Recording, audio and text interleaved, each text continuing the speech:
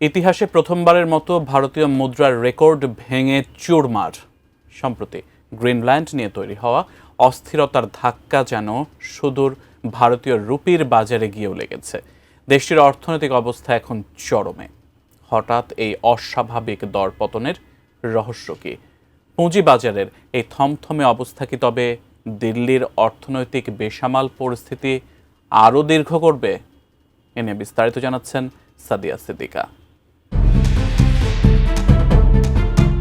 ভারতীয় মুদ্রাবাজারে যেন এক প্রলয়ঙ্করী ঝড় বয়ে গেল। ইতিহাসের এই প্রথম ভারতীয় রুপি 91.50 এর গণ্ডি অতিক্রম করেছে। এর আগে $1 কিনতে যেখানে লাগতো কম রুপি, এখন $1 কিনতে লাগছে 91.50 রুপি। দিনভর অস্থিরতা আর তীব্র চাপের মুখে রুপির মান 0.66% কমে গিয়ে দাঁড়ায় 91.58%। এশিয়ার মুদ্রাগুলোর মধ্যে এদিন রুপি সবচেয়ে দুর্বল পারফর্মার হিসেবে নাম লিখিয়েছে, যা বিনিয়োগকারীদের মনে বড় ধরনের আশঙ্কার জন্ম দিয়েছে। নতুন বাংলাদেশ গড়তে এলো জুলফিকার স্টিল।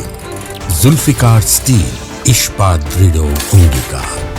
এই পতনের নেপথ্যে রয়েছে গ্রিনল্যান্ডকে ঘিরে তৈরি হওয়া ভূ রাজনৈতিক অস্থিরতা এবং বৈশ্বিক শেয়ার বাজারের টালমাটাল অবস্থা। মূলত বৈশ্বিক এই অনিশ্চয়তার কারণে বিনিয়োগকারীরা ঝুঁকি নিতে ভয় পাচ্ছেন, যার সরাসরি প্রভাব পড়ছে রুপির ওপর। 2025 সাল থেকে রুপির সময় বেশ প্রতিকূলতার মধ্য দিয়ে যাচ্ছিল। সে বছর প্রায় 5% মান হারানোর পর 2026 সালের প্রথম মাসে 1.9% অবমূল্যায়ন ঘটেছে। বিশ্লেষকদের মতে 2025 সালের অমীমাংসিত সমস্যাগুলোই এখন পাহাড় সমান বোঝা হয়ে দাঁড়িয়েছে। বাজারের ভেতর চিত্র আরও জটিল। রুপির আরও দরপতন হতে পারে এমন আশঙ্কায় আমদানিকারকরা মরিয়া হয়ে ডলার মজুত করছেন, কিন্তু উল্টো পথে হাঁটছেন রপ্তানিকারকরা।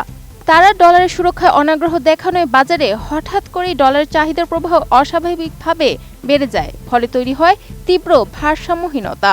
এদিকে স্পট রেট বা ফরওয়ার্ড প্রিমিয়াম পর্যায়েও বাজারের এই প্রত্যাশিত অবমূল্যায়নকে সামাল দিতে হিমশিম খাচ্ছেন। পুঁজিবাজারে রুপির এই ক্ষতকে আরও গভীর করেছে দরপতন। জানুয়ারির এই কদিনেই বিদেশি বিনিয়োগকারীরা প্রায় $3 বিলিয়ন বাজার থেকে সরিয়ে নিয়েছেন, অথচ গত বছর রেকর্ড $18.9 বিলিয়ন পুঁজি বহির্গমনের সাক্ষী হয় ভারত। মঙ্গলবার 8 মাসের মধ্যে সবচেয়ে বড় পতনের শিকার হয়েছে ভারতীয় শেয়ার বাজার, যেখানে বিদেশিরা একদিনে $300 মিলিয়ন শেয়ার বিক্রি করেছিলেন। কোন স্থায়ী বাণিজ্য চুক্তির অগ্রগতি না থাকায় নতুন পুঁজির আশাও এখন অনিশ্চয়তার মুখে। এদিকে দেশটির এক ব্যাংক কর্মকর্তা মনে করেন, রুপির বর্তমান সংকট মূলত পুঁজি প্রবাহের অভাব থেকে সৃষ্ট।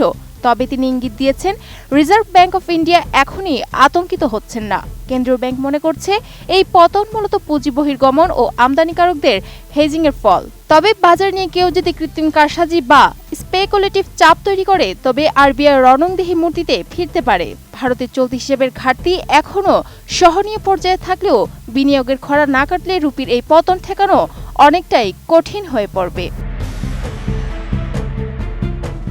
Sadia Siddika, ATN news.